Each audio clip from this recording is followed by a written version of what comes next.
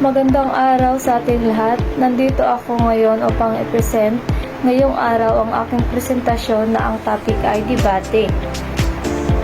Bago ang lahat, ako nga pala si Binibining Berano Princess May, na kumuha ng Bachelor of Secondary Education, major in Filipino. So, ano nga ba ang debate?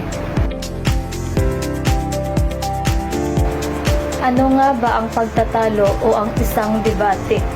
Ito ay ang binubuo ng pangangatwiran ng dalawang koponan na mayroong magkasalungat na panig patungkol sa paksang na pagkaisahang pagtatalunan ng dalawang paksa.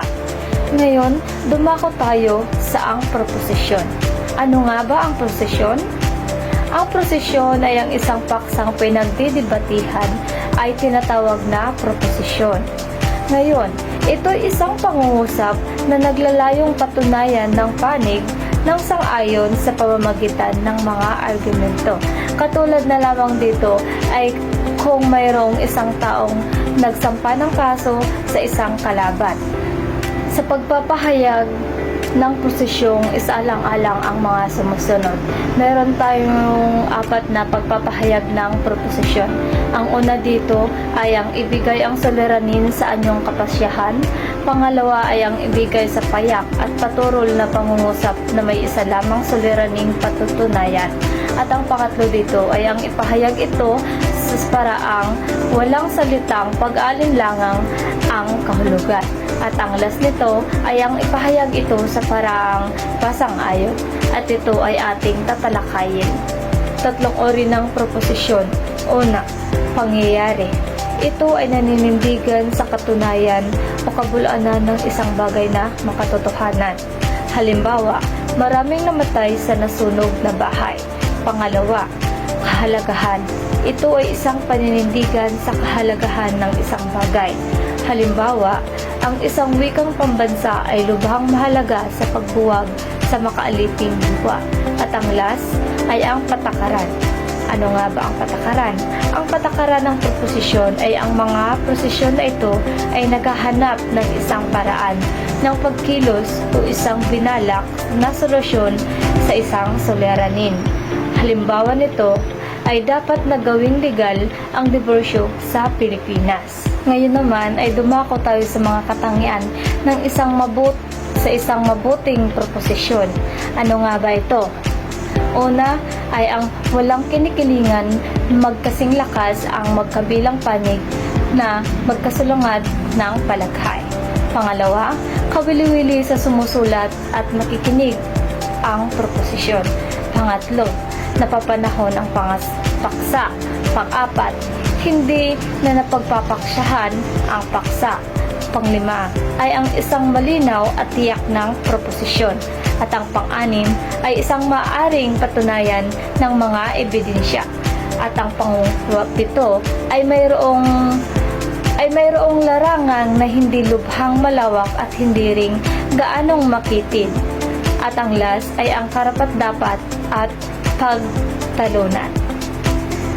Tulad na lamang kapag mayroong isang taong kinasuhan, mayroong 2 panig na magkalaban.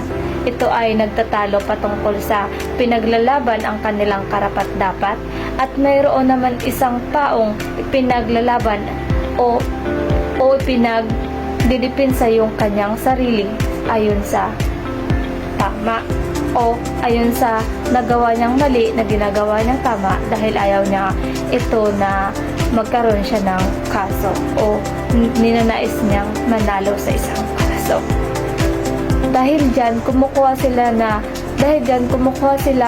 ng magkabilang panig ng malalakas o matitibay na abogado upang i-defend ang kanilang mga sarili at naghahanap lamang sila ng katarungan lalo na yung isang taong gusto lamang makamit ang isang bagay na dapat pagbayaran ng isang taong mayroong kasalanan. So ayun naman, ito ay ang isang paghahanda ng isang pagtatalo. So mayroon tayo ditong 3 hakbang sa paghahanda ng isang pagtatalo. Ang una ay ang pangangalap ng datos Pangalawa ay ang paggawa ng dagli o balangkas. At ang pangatlo na siyang last ay ang pagpapatunay ng katuwiran. So una ay ang pangangalap ng datos. Ano nga ba ito? Ang ibig sabihin ng pangangalap ng datos na ito ay ang siyang pagtitipon ng mga nakakalap na datos ay kinakailangang gagamitin sa pagmamatuwid ay dapat gawin sa pamamagitan ng pagtatala ng mga tunay na pangyayari buhat sa paniniwalaan na papanahong aklat ng sanggunian o magasin. Pangalawa ay ang karaniwang pinagkunan ng dalawang sanggunian ng mga datos. Ito ay ang ating pagmamasid at ang pagmamasid ng iba na mayroong otoridad sa paksang pagtatalunan ng mga bagay-bagay. Ngayon, atin naman talakhayin ang tagapagsalita. Ano-ano nga ba ito? Una ay ang beneficiality o kapakinabangan.